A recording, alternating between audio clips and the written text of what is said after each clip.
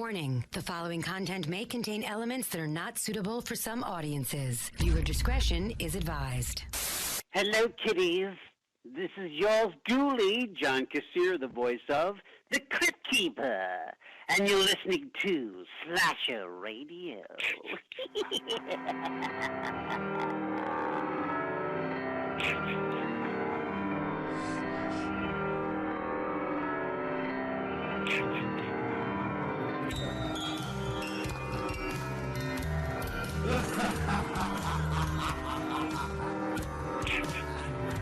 Welcome to Slasher Radio. It is your boy Bonez, and I unfortunately have Rob Humphrey with me. Mr. Hi. Humphrey. Yeah, hi. How are you, sir?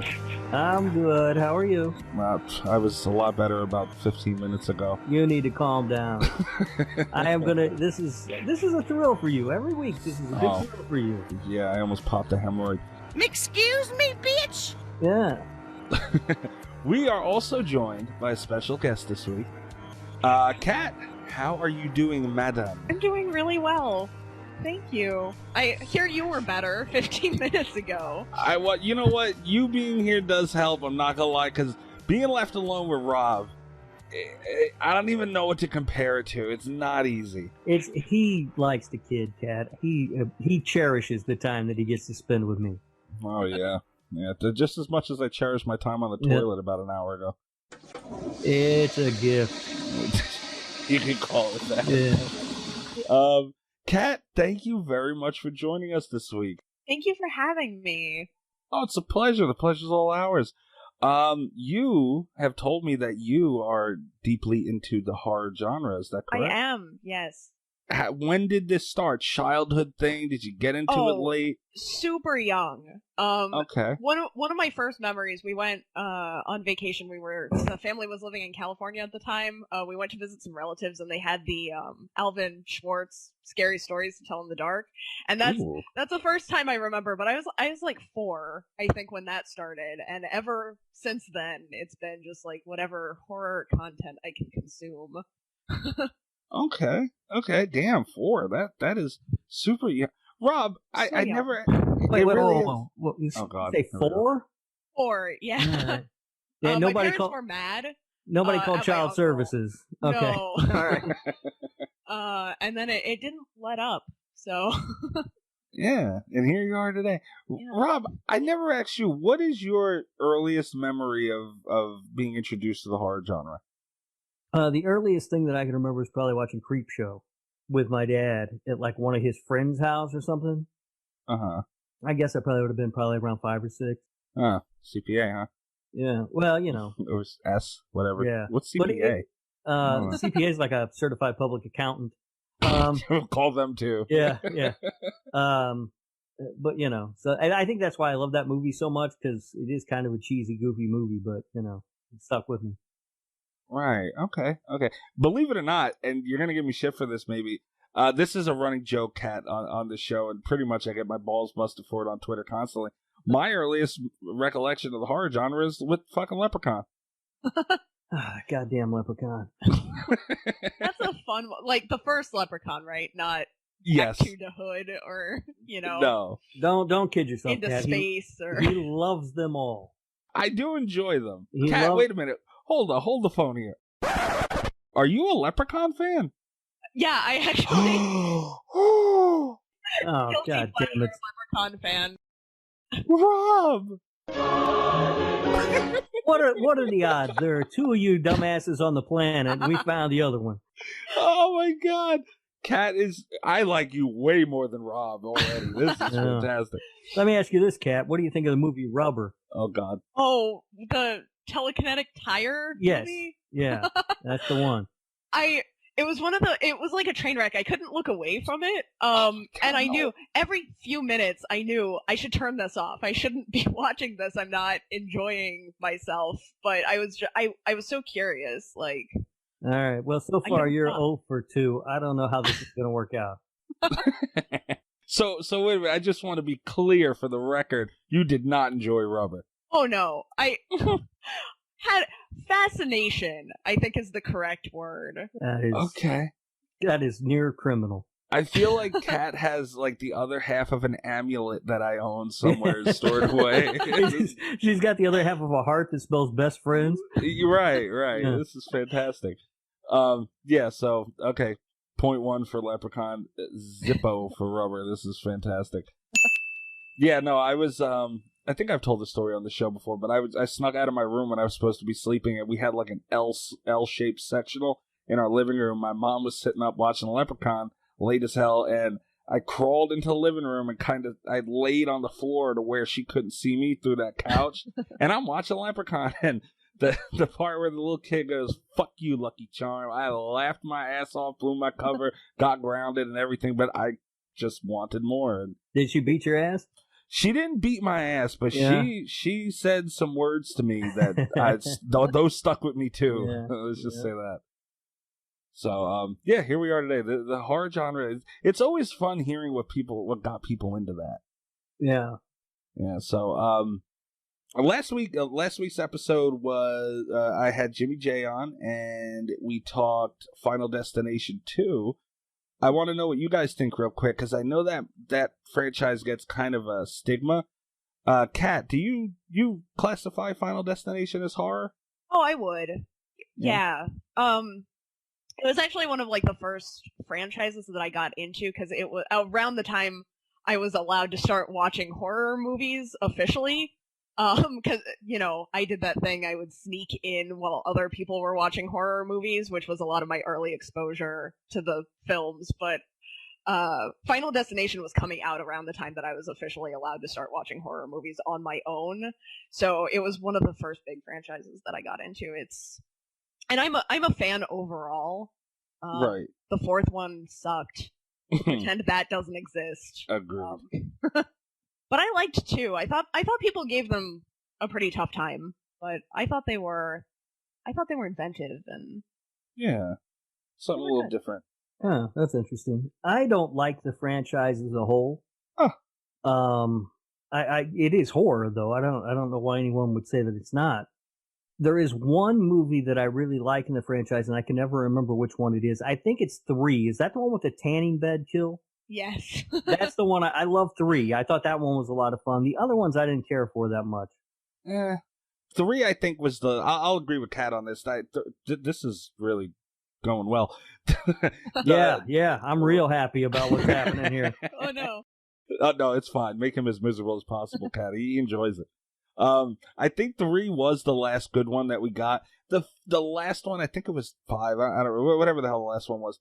It had its moments where it was cool, but it wasn't a good movie. But I think 3 was the last good one. I truly believe, as great as 1 was, I'm not taking anything from it. Like I said last week, I truly believe that the second one was the best in the franchise.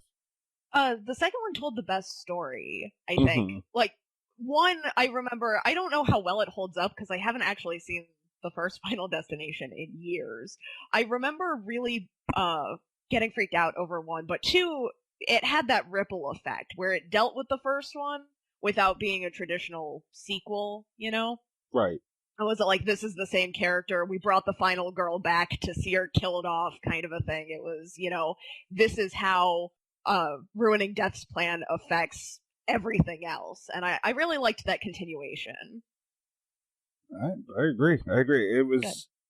They brought it. They kind of threaded that needle through in the second one very well, like you said, without hitting you over the head with it. So that was fun to see. But yeah, Rob, I'm trying to think. That was the roller coaster one, the third one, right? Yeah. Yeah. And they did the Omen thing too with the photographs. Right.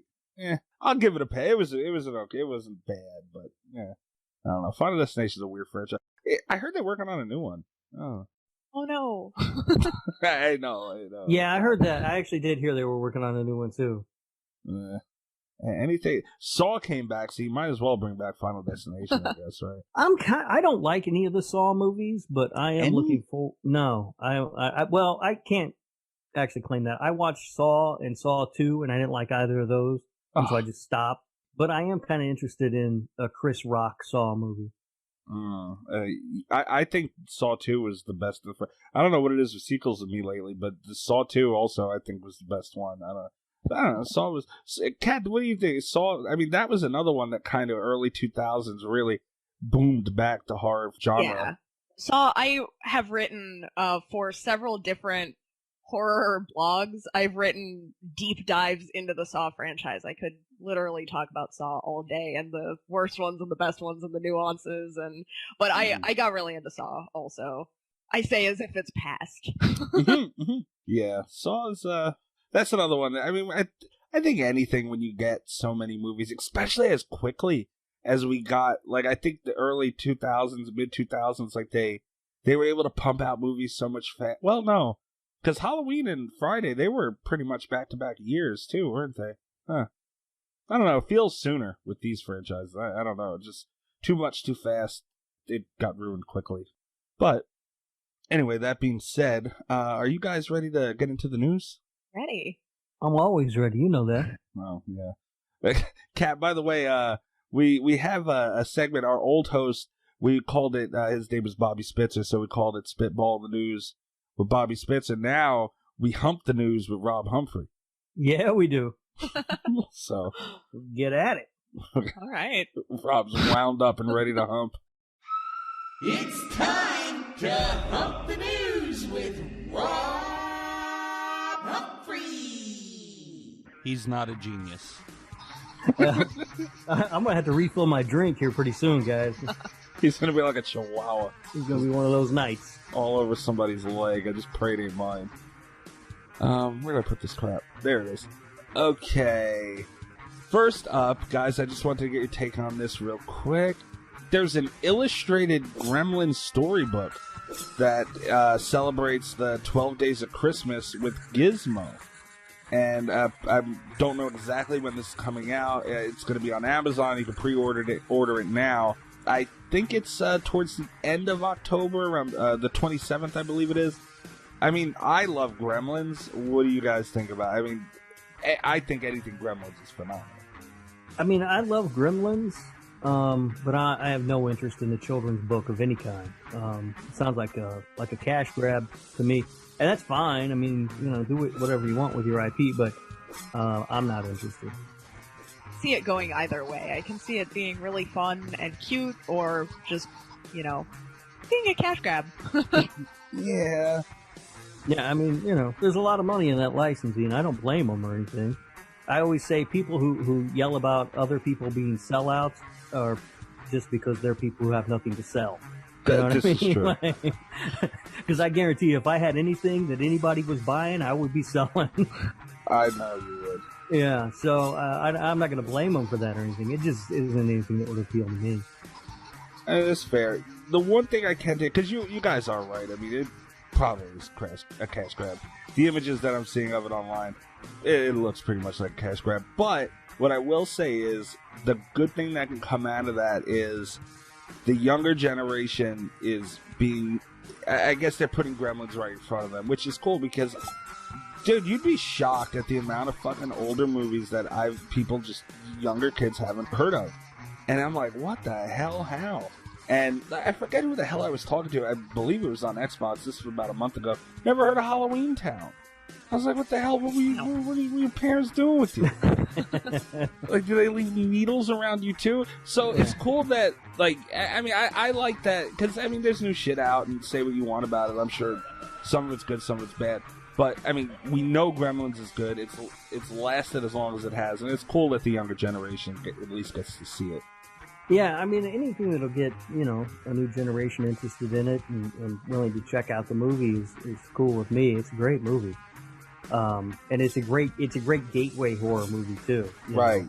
But, again, I'm just not interested in this particular product. If they, came out with any other Gremlins kind of thing, I would probably be right in line to buy it.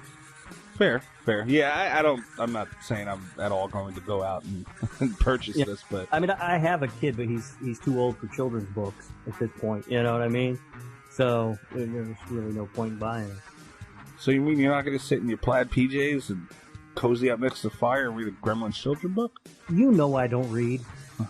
I mean, I figured this might be more on your level. Ah! Gotcha. All right, so, I mean, yeah, that's pretty cool that that's out there. Next up, Kat, this might be a little up your alley. I'm not sure. We talked a little bit, and you said you're into PC gaming. This is more of a console thing. But Hello Neighbor 2... Ugh.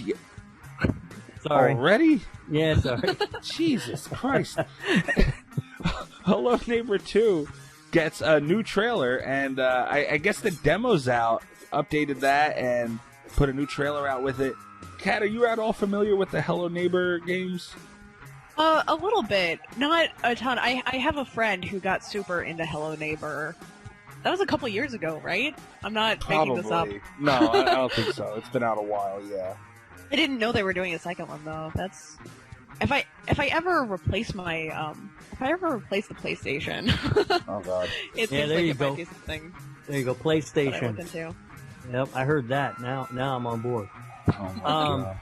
Yeah, I bought Hello Neighbor for my son because he liked it, you know. And have you ever tried to play that game? I played Secret Neighbor. So It is the most frustrating thing I have ever played in my entire life, and it makes no goddamn sense. The kid goes missing, right? And they're like, "Oh, we got to find the missing kid." And there's one house across the street from where the kid lives who all of a sudden has fences and fucking walls built around it. I'm like, maybe the police should check that house. Just maybe. Well, see, like I said, I never played Hello Neighbor, but I played Secret Neighbor, which I don't know what that is. it's pretty much the same makers, same all that stuff. But Secret Neighbor is, and I don't know how different the games are, but you start as a group of kids and you're at the neighbor's house, and I don't know why you have to go into this basement. I think it's probably a missing kid. I don't know. I've only gotten to the fucking basement once. I'm terrible at that damn game.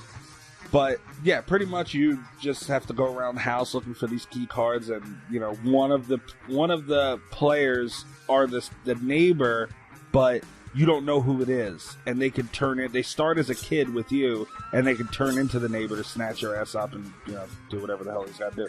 And it's a cool game, dude. I played this game with Bobby. Got me to download the damn thing. I really don't like it, but it's interesting. But dude, I've seen, like, kind of like Kat said, people get immersed into this fucking game, and it's crazy. I see, like, you can set a timer. Dude, there's people who set timers for 2 fucking hours. 1 round, 2 hours. And me and Bobby we were in the game with them. These people, they had a 2-hour timer, and we're sitting there. We died quick as hell. Dude, we're sitting there, we're like, there's no way this is going to last 2 hours. They just had to max it out. There's no way. We sat there for 45 minutes and watched it. Don't ask me why, because at that point we were just determined to see the end of this game. Yeah. We gave up 45 minutes. Nope. Yeah, no, never. No, again. thank you. But yeah, the point is, people do get super immersed in that game, and it's so fucking crazy. Yeah, that sounds like playing Dead by Daylight. Start around, get killed in 3 minutes, and then wait around for a half hour for another game. Yeah, pretty much. Fucking Dead by Daylight, I hate it so bad. But yeah, I mean, it's cool that I'm not personally into it, because my thought on it is, why would I play a Survivor game like that? Because it's really just looking through drawers and fucking putting the key thing in the door. But and it goes super slow. There's really not a lot to do in the game, but like, there's games like Friday out there, there's games like Dead by Daylight out there, there's so many other Survivor games. Like, there's just not enough in it to get me to play this one, but maybe Hello Neighbor 2 will fill that void with all that. I don't know. Yeah, why don't you give it a shot? Let us know how it is. I don't know about that one. I might wait for the reviews. But I'm going to stick with the gaming topic really quick. And unfortunately, this is PlayStation related. Yes. Damn it. PlayStation Now added Days Gone, Medieval remake game, and Friday the 13th, which is up my alley, for October on their PlayStation Now service. What do you got? Kat, you said replace, so your PlayStation's on the fritz, but yeah. Does that at all interest you? That definitely interests me. My PlayStation, my PS4 is pretty much non-functional, so I've just been biding my time until the 5 comes out, because I knew when I lost the PS4 it was on the horizon, and this year, whenever I don't have to pre-order it, I'm planning on getting the PlayStation 5, and Yeah, so I'm actually looking for some horror games, and I played Friday on the PC, and I liked it a lot. Ooh. I liked it okay. I had a lot of fun with it the first week or so. I have a tough time being scared by multiplayer games, just because I think my friends are too silly. Like, I'm laughing, and I'm having a good time, but I like things that are single player, because I feel a little bit more immersed. Okay. I would pick it up again on a PlayStation. Yeah. For sure. Yeah, I like Friday. That's a fun game. The only other one I played is Days Gone, and I hate that game. That game is so stupid and so boring. I haven't played it at all. I hated it. I was so disappointed. I got it like the day it came out because I was super excited about it. It's going to be this awesome zombie game, you know? Mm. So boring. There's like no story to it, and you just keep doing the same things over and over and over again. So, I don't know. No, Yeah. I didn't care for that game. Yeah, I mean, it's always awesome that... I feel like Survivor games, kind of like Secret Neighbor, like I was talking about, there's a lot of gray area in the middle. Like, the concept's cool. They have a couple of cool killers maybe in their survivors, whatever. But then that middle ground is where a lot of them seem to have that problem. And it's like, damn it. All right, last thing whoops, shit, didn't mean to open that. Last thing I wanted to mention... Where'd it go? Okay. Buffalo Bill's house from Silence of the Lambs is up for sale, Rob. Oh, really? Really? You can go... Does it come with the well pit and everything? I highly doubt. I don't know. Well, it actually may. You never know. No, I'm not interested. Oh. I don't. Did you Where rent is it? Yeah, where is that house? It is in... God, I'm going to mess this up. Berriopolis, Pennsylvania. Oh, really? Yeah. Huh. And there is apparently railroad tracks, active I do not know, literally right outside of the front lawn, it looks like. So that must be a good time. Yeah, that's handy. Yeah. Right. nothing like having to call into your boss when you're going to be late to work because you're stuck in your driveway by a train. Right? Oh, there's an in-ground pool in the back, a really big one, too. Really? But They didn't show that in the movie. No, they didn't. They have like a virtual tour that you could take, and I'm looking at it now. They don't show the basement. That's all we want to see. Yeah, that's all anybody cares about. Damn. I mean, they're showing the shower and the really nice shower head they have on the damn thing, but really? No basement? Okay. Got a lot of property, though. You got a nice little shed in the back. If there's not a pit in that basement, they should build one right now. Right now, just get on it at 2 o'clock in the morning. Yeah, just start building that pit because that's going to sell that house. Yeah, I mean, I think it's pretty cool that stuff like that, and it looks. I mean, I don't remember exactly for the movie, but they didn't really modernize it much, which I would imagine is difficult as far as selling a house. But I mean, I don't know. I don't know if Silence of the Lambs is one of those movies where you can really kind of turn it into a museum sort of thing, and get people like if someone wanted to buy it for that reason. So I don't know. Keeping a house like that the same, I can see the Texas Chainsaw House. I can see that, but yeah. Well, you know they got the gas station from the Texas Chainsaw Massacre. You can go stay there in cabins. Yeah, but that's overnight. This is buying a house. Yeah.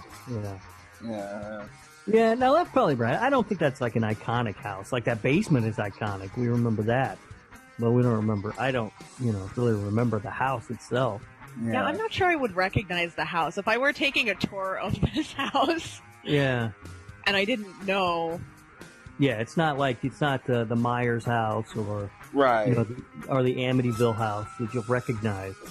Yeah, so... Yeah, I don't know. I don't know about that one. But, I mean, they put a really good shower head on that thing. That thing is fucking beautiful. Well, that's good. Great. That's nice. Great shower head. Shower head's important.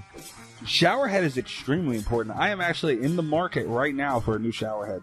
Side note. All right. Yeah, they have these things where it's like, I think they're beads or stones or something, and the water goes through the pipe into the shower head, through these beads or stones or whatever, and then through the actual shower head. It's supposed to, like, purify the water or something. That sounds like some hippie bullshit. Rob, how dare you? I'm going to be washing my ass with purified water through these herbal beads, and you are just clearly jealous. Just like the earth gods intended. That's right. That's very, very true. All right, guys, so that's it for the news. we have a pretty iconic movie this week, and it's strange that we really haven't gone over it yet. But we did get an email from Nicole Lofatus. I'm so sorry. I'm sure you nailed that one. Yeah, I'm positive of it. We'll just go with Nicole. I feel bad for butchering her name, but we got an email from Nicole. She wanted us to do the Carrie franchise, and I'm sure I speak for all of us, but we don't have time to sit down and watch about 4 or 5 movies and then talk about it. But I figured the original is a good place to start. It's always something we can revisit because, remakes and sequels and all that stuff we can get into later on. But the Carrie franchise, Kat, I mean, this is a pretty iconic movie. Does it go on that shelf for you or no? Of iconic? Yes. Absolutely. Okay.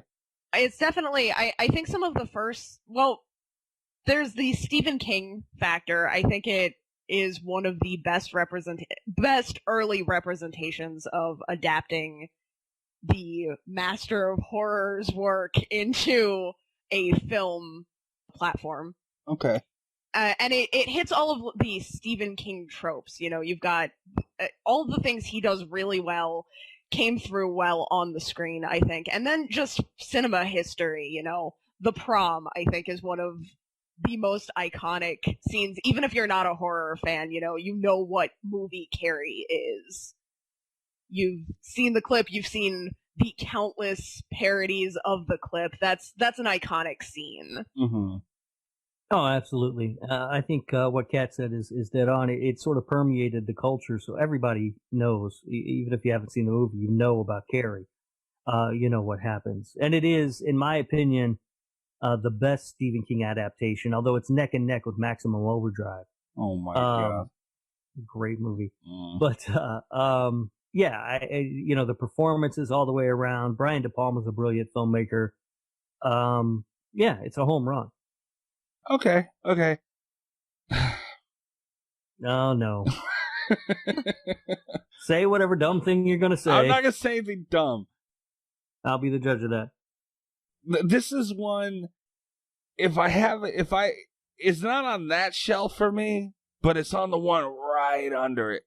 Because, I mean, and I had it on that shelf, and I haven't seen this movie in a very long time. I don't know, the rewatch kind of bit me a little bit. And I think it might also be mostly maybe even be because this is the 1976 this came out. The movies around that time, and I'm talking slightly, not really so much before. I mean, there were iconic stuff before, but around that time frame, right shortly after you started getting Halloween, you got Friday the 13th, a little bit after that. It's hard for me to put it on that shelf only because of that.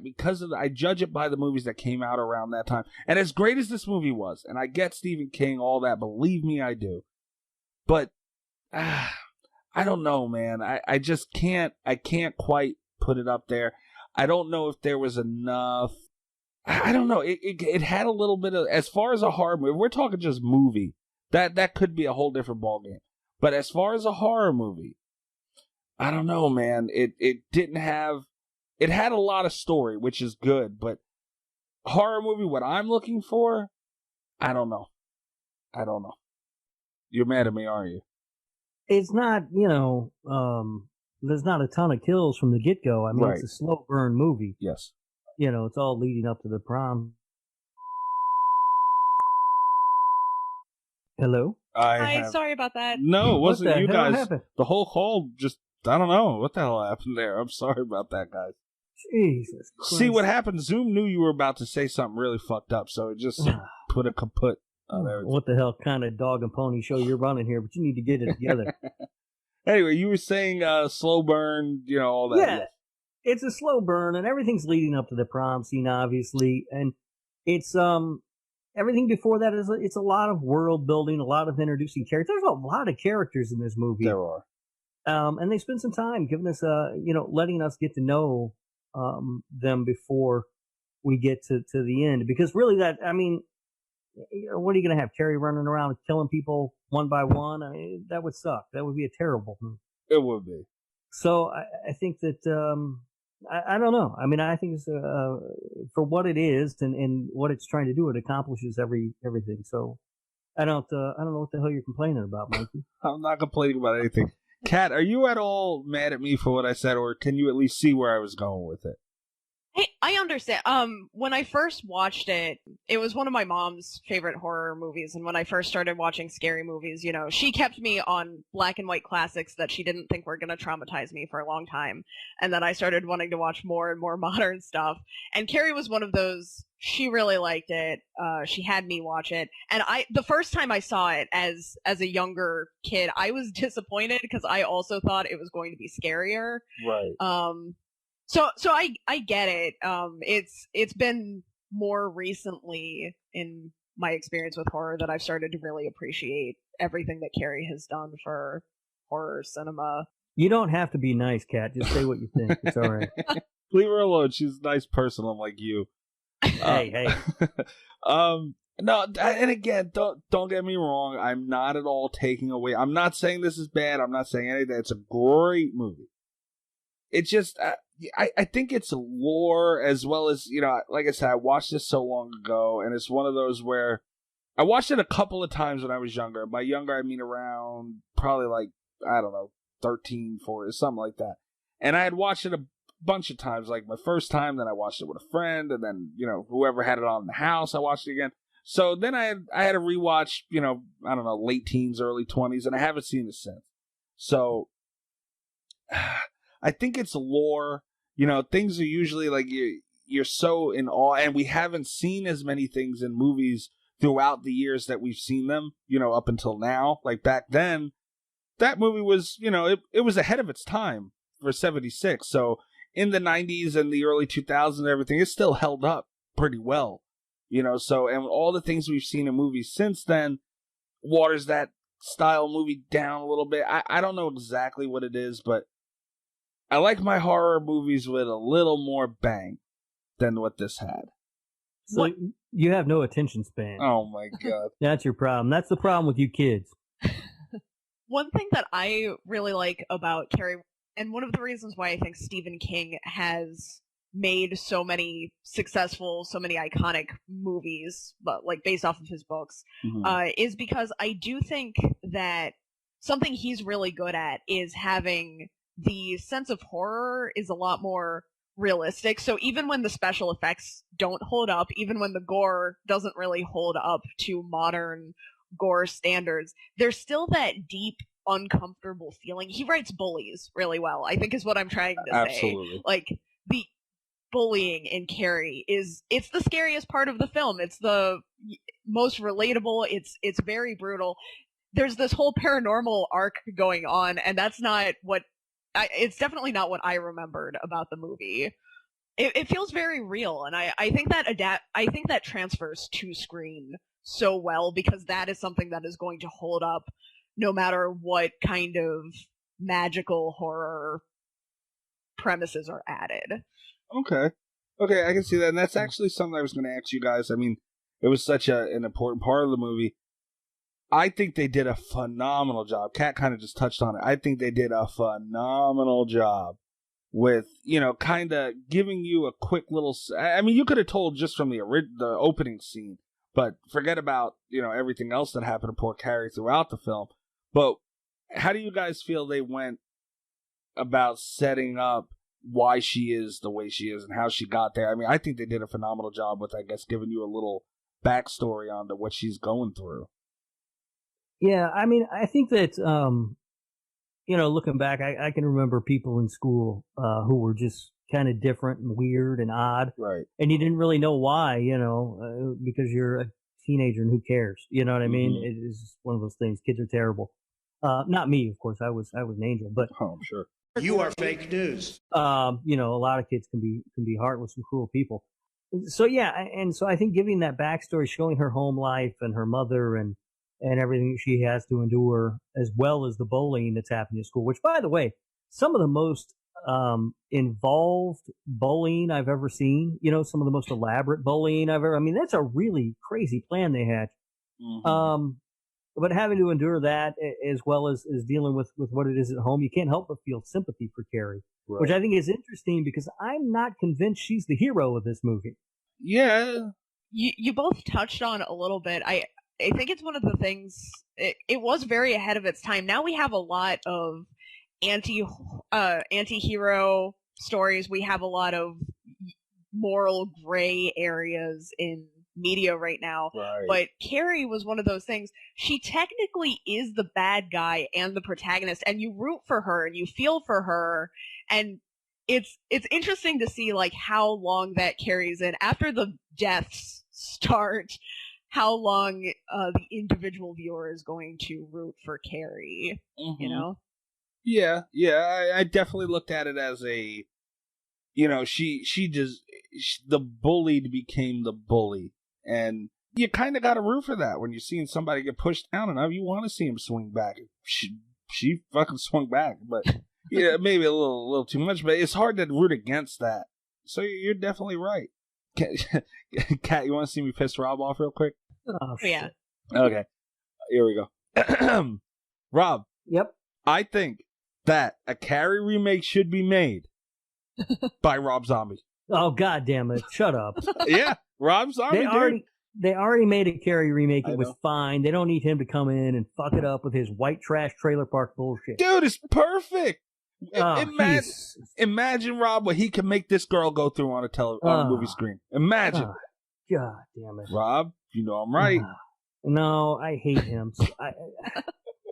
I don't understand why everybody in his movie, the world isn't full of white trash. But this could be. There are normal people out there. All right, but I'm saying, Kat, correct me if I'm wrong. I don't know how you feel about Rob Zombie, any of that. His style of movie, and I know Rob Zombie's not for everything, his style of movie would go very well with a Carrie backstory. I can see it, is the thing. Uh-oh. God damn it, Kat. It's not something that I would have thought of, but I think it's something that would go very well with the overly religious mother archetype, right? That is in Carrie. I can see that being. It would probably be the most brutal of the Carrie takes. Mike, do me a favor and cut her mic. No, she's on. We're done here. She's right, Rob. I know you don't like Rob Zombie, but dude, you gotta agree. I don't know that it needs to be done, but I would watch it. I don't want a trailer park Carrie White. I don't want to see it. But he could make her go through hell. Yeah, but I don't. Imagine a bullying scene from Rob Zombie like that. That's the problem with Rob Zombie's movies. There's no subtlety to anything. No. It's so bad. I don't know how you watch that garbage. Well, not everything needs to be subtle. And I'll agree with you on that point. Like, this was a subtle movie. It wasn't, but there were a lot of it was. There was some parts that weren't, obviously, but there were subtle things. Like, you guys brought the religious point up. It was there, it was glaring, but throughout the movie, it still didn't feel like they hit you over the head with it. So the subtlety would definitely be missed. Oh, yeah, no. Well, it'd be completely gone. Rob's mad that I'm right about this, Cat. You see this? He knows I'm right. And he would turn it into, like, Carrie would be the devil if he had it his way. Oh, yeah, boy, that'd be great. It would be. That is something. The revenge arc would be a lot longer. It would be. It wouldn't be like 90% build up and 10% revenge. It would pretty much be a revenge. It would start at the prom and then just say about 50-50. But see, there's no wrong. Well, 50-50, I might be a little wrong by saying that. But I think you're right. This was 90% build up, 10% payoff. I need a little better of a ratio there. I think that's the perfect way of putting it, Kat. That's my problem ultimately. The build up was so good. It was alright. I mean, that's the thing that I like. Like, when I sat down to watch it, it's like, what is it, like an hour and a half, hour 45? Something like that, yeah. And, like, it was over before it went by fast because I was so involved with it. Like, I just think the characters are interesting, all the way around. I love the performances. I think De Palma was doing some interesting things with his camera, all the way through. I just thought it was a great movie. And, Rob Zombie can go to hell. I don't know, man. I don't know what it was, and I don't remember the exact scene, but I was sitting there going, Rob Zombie could definitely do something with this. Soundtrack, though. The soundtrack is what trips me up, because I have a tough time imagining Carrie with the, with like a Rob Zombie soundtrack? Yeah, with the full Rob Zombie soundtrack. Yeah. That's a little hard to wrap my mind around. Yeah, a little bit. Yeah, that might be a little off, but I don't know, man. I think Rob Zombie, and you know, I'm not a huge Rob Zombie dick rider where I'm gonna like throw him in everything, but if he picked, I forget Harley Quinn would be one of them. I've always said Rob Zombie should do a Harley Quinn movie, and damn it, Carrie should be another one. Yes. Did you see that new Harley Quinn movie? No. Birds of Prey and the whatever. Emancipation of Harley Quinn and the Birds of Prey. Yeah, it was really good. Was it? I liked it. Yeah, they don't need Rob Zombie messing that up.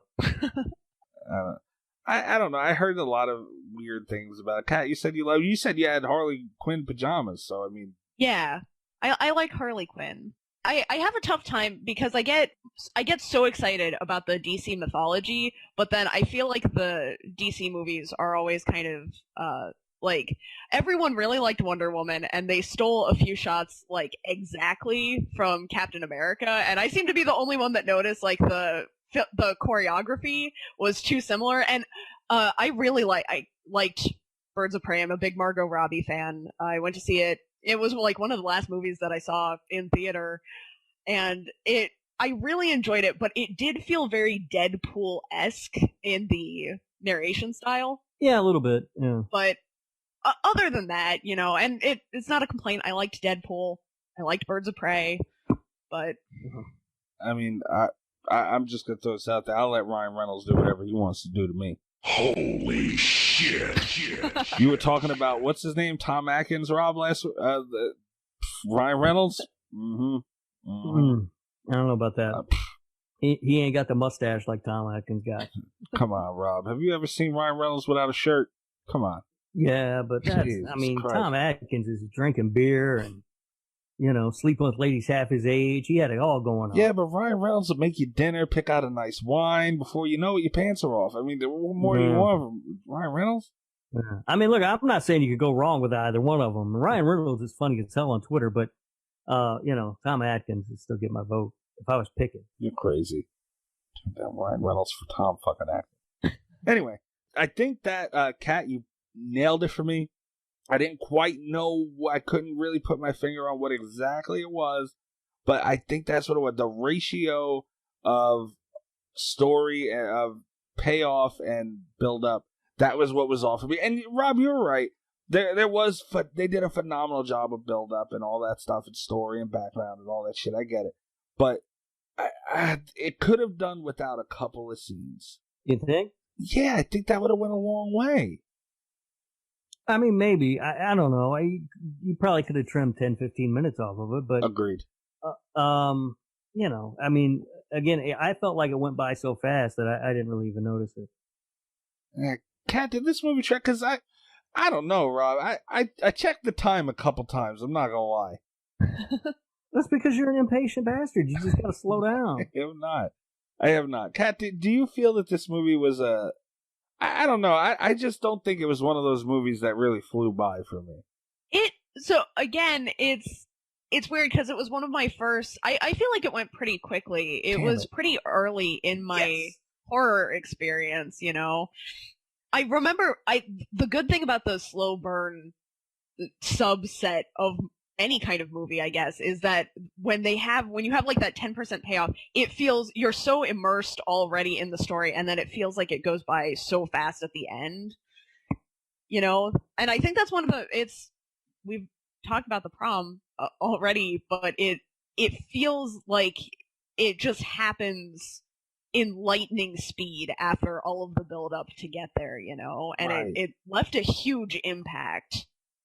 Yeah, I get the end of this movie went by quick. It packs a punch. Yes, it does. The end of this movie went by quick, and I don't know if it's because you were waiting on it for so long. I don't know what it was, but I mean, we mentioned the prom scene a couple of times.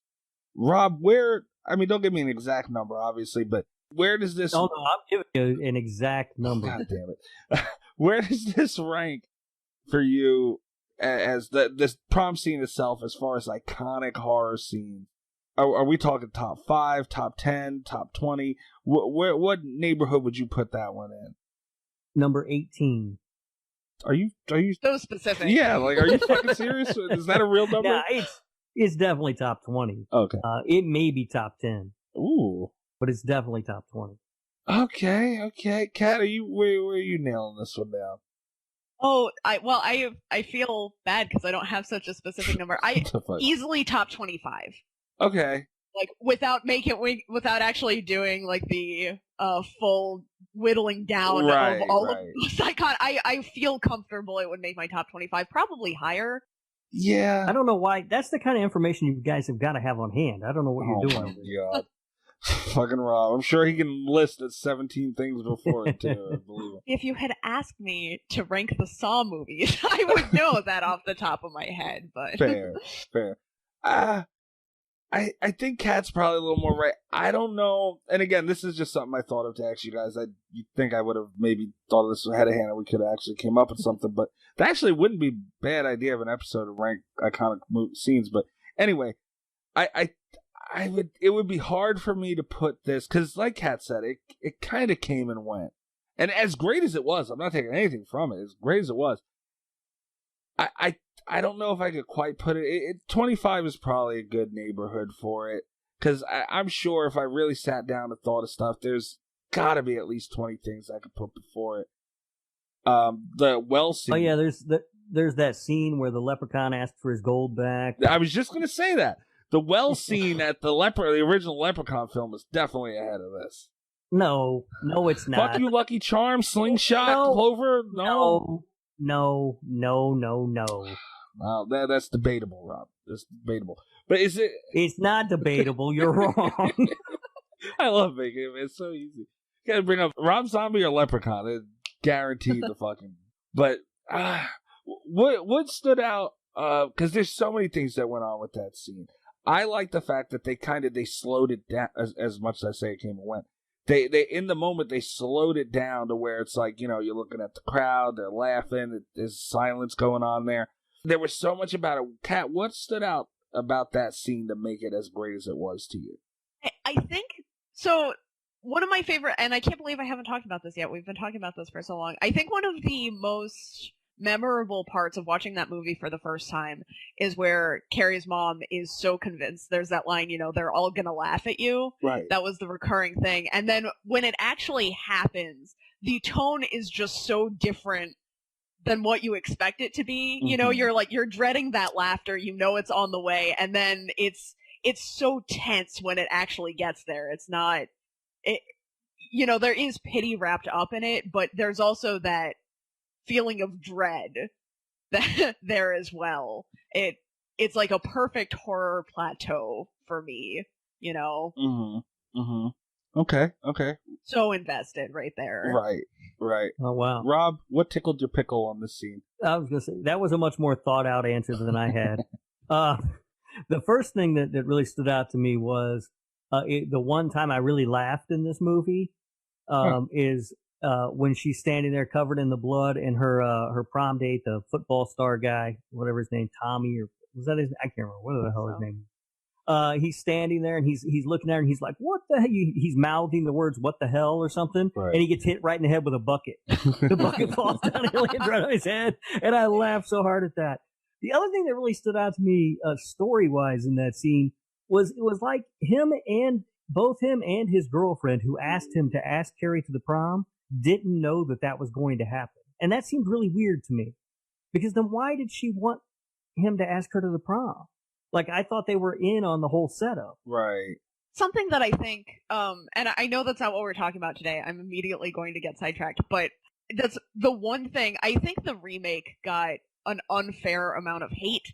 And one of the things that I think it did really well was it kind of explained that motivation, where Sue feels bad for everything that she put Carrie through and wants her to have that prom experience, Mm-hmm. And she's not in on it. And I think the remake did a much better job of expressing that, because I was also very confused that they were confused watching the original. Yeah, that doesn't come through in the original very at all. I mean, I just assumed the entire time they were in on it until you get to the end and she's acting like she, is totally surprised, like she's following the wire down from the bucket and everything, and it dawns on her what's going to happen, and she even, almost tries to stop it. And I was like, what the hell's going on? Like, I just assumed they were in on it. Right. But yeah, that stood out to me. I did not like it. But boy, that guy getting hit in the head with that bucket made me laugh. Of course it did. I think Kat had a really good take. It was so different than what you expected and most horror scenes, and I think that made it stand out the absolute most, because it was like a different take on it. You're expecting that scene to be so much more like the opening scene of the movie. All the laughing and, throwing stuff maybe and all that stuff. It set a tone and then called an audible and gave you something completely different that you didn't see throughout the movie and that you don't see in most movies. And, that was like you guys said, that whole movie was to get to that. That's what the movie really ultimately was about, to get to that scene. And, you just expect something different. Any climax is usually loud, banging, whatever the hell it is. And this was the opposite. And I think that was really cool. And it worked, too. It's usually you do something that different, like it might not work. And shit, man, that worked. And in a big way. You feel that moment where she's pushed too far. And I really like that. Mm-hmm. Yeah. Yeah. It's crazy how certain... You would think something, like I said, louder, maybe a little more in your face. That's not the only way to get a reaction. And, I don't know. I doubt Stephen King was extremely involved in this movie, but it's just something about his movies, man, that you can connect so much to certain scenes in them. And, I'm sure it has to do a lot with the story, and getting the right director and all that and the right team together to be able to bring that story out and make stuff like that noticeable. That's a big part of his stuff too. There are movies out there, sure, like Rob on your show, This Horror Life, we went over a lot of Stephen King movies, and some of them were misses, but for the most part, his movies, how much say he has in them, we don't know, but he has a pretty good team that really brings his story out and the parts of the story that need to be seen. So they did a good job with that too. Yeah, there are obviously a lot of really great Stephen King adaptations have been made into movies, and then there's The Shining. Wow, what an asshole! I had to get the dig in there. I talking about the filmmaker, Brian De Palma's a great filmmaker, and so he handled the material really well. I like what he did with the lighting throughout the movie and the use of shadows in the darker scenes. Yeah. It seemed like Carrie's mom, whenever they were in a darker room or whatever, it was always almost half her face was all we could see, and the rest was in shadow, that sort of thing. He's just a fantastic filmmaker, and so he was able to step up to the material, and that I think makes maybe a bigger difference than anything else when it comes to these sort of adaptations. Yeah, I could definitely see that. Another thing I wanted to bring up real quick, I don't know how much, I don't really have all too much more to talk about with this. I don't know if you guys do. Man, this movie had John Travolta in it, damn it. Yeah. This was actually his first movie, wasn't it? I thought so, was it? I didn't look that up. I don't know for certain, but I'm going to check on that real quick. If it's not his first, it was very early. I don't... Really early 76, he was probably on Welcome Back, Kotter at that point. It may have been his first movie. Also had a little bit of a southern thing going on. Yeah, right. I think that was kind of a thing that he had for a little while. I'm not sure where that came from, or whatever. But I was kind of surprised. I don't watching it tonight. I didn't remember him smacking his girlfriend around nearly as much as he does in this movie, though. Right. Good Lord, he was smacking her for everything. Yeah. And clearly he doesn't know how to drink a beer. I don't know if you noticed that or not, but every time he took a swig of a beer, it was like half of it was running down the front of his face. I'm like, what are you doing here? I'm sure that's cheap swill beer, but don't waste it, man. Right. Alcohol, especially at that age. Take it where you can get it. John Travolta, he did a bunch of TV projects from 1972. He was in a movie, I think it's a movie, called The Devil's Reign in 1975, which also had William Shatner in it. So there's your... that sounds like a quality film. Right, there's your trivia for the day, folks. But yeah, Carrie seemed to be... I mean, other than that, if you want to count the Devil's Reign with William Shatner... Yeah, Carrie was definitely, I would consider that his real first. Like, who knows how big his role was in The Devil's Reign or what the hell it even was, but... Yeah, I never even heard of that. Yeah, so, I mean, they got an early on John Travolta, and they gave him a BJ in the movie, so, I mean, that was fucking everybody won in that one. The cast is good. I was surprised watching it, again, because I didn't... Like, I remember John Travolta being in it. I did not remember PJ Souls. She's in it. And also, I can't remember the actress's name. She's in Ferris Bueller's Day Off and Planes, Trains, and Automobiles. What is her name? I can't pull it. Anyway, I recognized her too. She looks exactly the same. Apparently she was born middle-aged. But, you know, whatever. I don't know her, and I'm trying to find it real quick. I can't find it either. I don't even know which one. Yeah, she's, I can't, yeah, it doesn't matter. I'm not going to pull it. I've been drinking. Yeah, let's use that as the excuse. Yeah. Kat, did you have anything else to bring up about this movie? I did have one thing to bring up. When I was trying to see where it was streaming, where I could rewatch it, I did find the trailer, which I think was really interesting. It's pretty much the whole movie condensed down into 2 minutes. No way. Which I didn't remember, but it shows you everything. It has like little teeny tiny clips of everything in the movie leading up to the prom, and then it's like, what will happen? It's like, what do you think will happen? Oh my god. There's so much of the plot in the trailer. That's funny. I didn't even think to look at the trailer. Yeah, me either. I'm actually looking at it right now, and yeah, you're pretty much right. Like we said, it all, that prom scene was the payoff. Like, that was it. Yeah. And you know, we look at it now. I mean, I don't see this as. I mean, Prom Night is a pretty good example. Like the whole movie is pretty much based around that, you know. And I mean, this kind of is too, but you don't really. It's a teenage movie for its time. Like, we don't look at it as that, because now we look at it as an old movie, because, you know, we're the age we are, and we're looking back on it. Yeah, it was... I could definitely see this being the teenage movie of 1976. Yeah. So, I mean, that's something to take into account, too, I think. Yeah, what a terrible trailer. What the hell were they thinking? I don't think I had ever seen the trailer before, and I thought that was really amusing. Yeah. Well, just to circle back real quick, Nicole, who requested this movie. Yeah, hey, stop mentioning that. We don't want people constantly requesting movies. What? Well, I don't need that kind of aggravation. I want to watch what I want to watch. I don't care what they want to hear about. But Rob, you realize that the more people who request movies, the less I get to pick.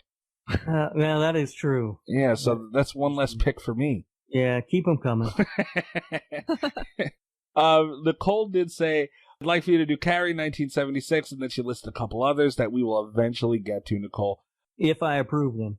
Oh my god. She said, when I saw the original movie, I couldn't believe my eyes. John Travolta playing a bad boyfriend to Nancy Allen's character, Chris Hargan. Oh, fuck me. Yep. Chris Hargensen. Perfect.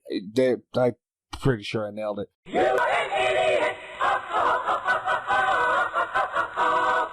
I do wish they called her by her full name, Christine Hargensen, like in the book. I love these movies, sincerely, Nicole. So, I mean, hey, man, these obviously stuck out to somebody. All the movies she could access to do, she picked Carrie. Yeah. So. Yeah, I think people love this movie. People, and I think Carrie 2, The Rage wasn't well received, was it? Like, I think I've seen it once. I think so. I've never seen it. But I think the remake people were okay with, right? I remember people being really mad about. Really? I remember I have a lot of very hot takes when it comes to new releases, and I remember people being mad at me for liking it. I don't know anything about hot takes. Oh god, any of those. Also, one other thing before we get away from the movie, did they just straight up steal sound cues from Bernard Herrmann's Psycho score? Did they? In a couple of places in this movie, it sounded exactly like it. Shame. I don't know.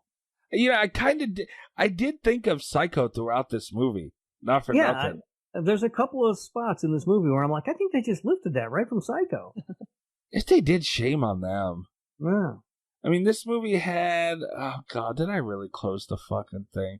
Oh, no, I didn't. Here it should be. Let's see. Okay, You always got like 30 tabs open, dude. No wonder you can't find anything you're looking for. Yeah, it's about that right now.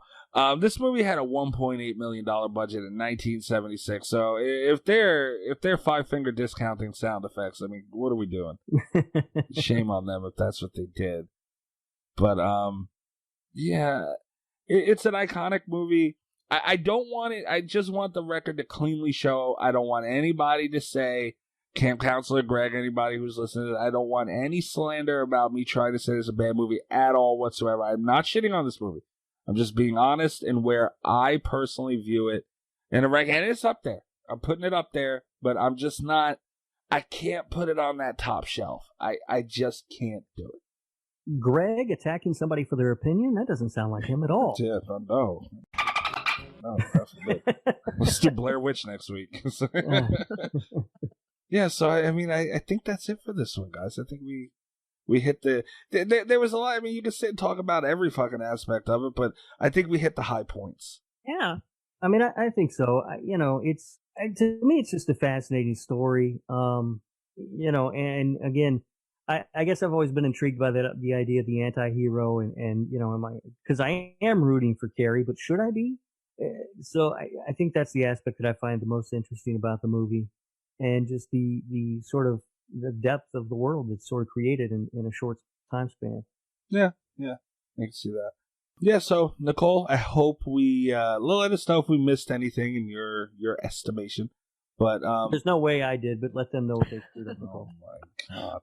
You see, Kat? Do you see what I put up with? You see? Man. I know. Tough gig. I got to start doing some type of drugs. Marijuana's bad. Anyway, so guys, go check us out on Twitter. Go check us out on slasherradio.com. You can find me on Twitter at Mikey's Dead. Rob, if anybody for whatever reason wants to get in touch with you, how would they do so? They can find me on Twitter at RadioRob123. Yes. And I mean, you didn't even...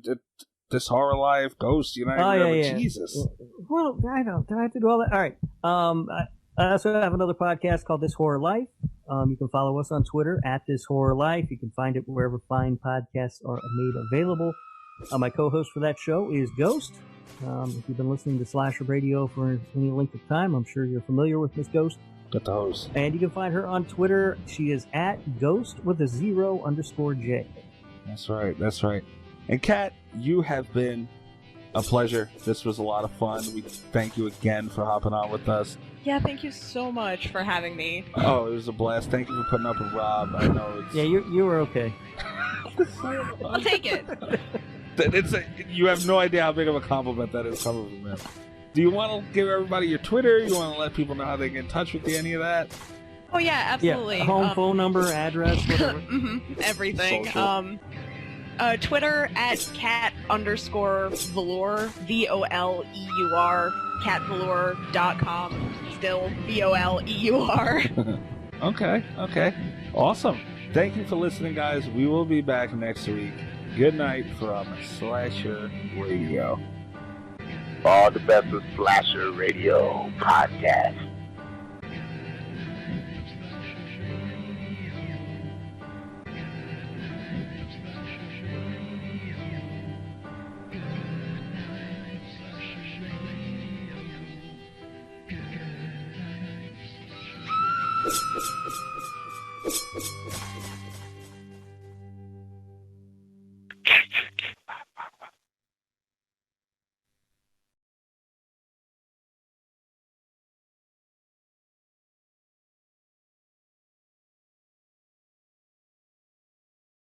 Hello. Ew, it's Rob Humphrey.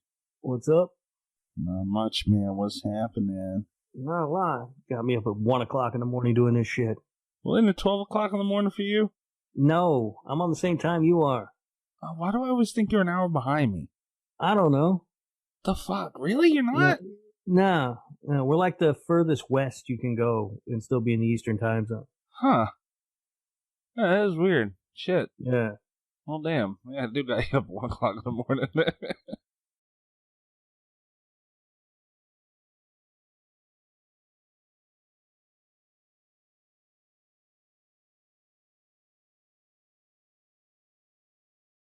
Okay, Cat's getting in now. I'm gonna admit. Try to be nice, Rob. I'm always nice. You're not. You never. I am the most pleasant person you will ever meet. Yeah, okay. Cat, are you there? Hi. Hey, what's going on? Not much. Can you hear me okay? I hear you perfect. Yep. Awesome. How are you, Kat? I'm doing all right. How are you? I am good. Good, good. My name is obviously Mike. This is unfortunately the other host of the show, Rob. Yeah. And I'm ecstatic about doing this at 1 o'clock in the morning.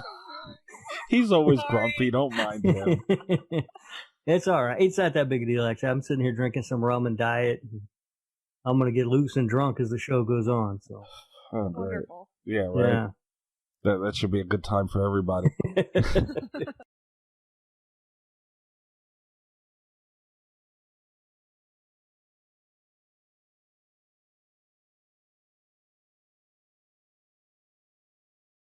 Dun, dun, dun. Kat, you are great. That was awesome. We appreciate you.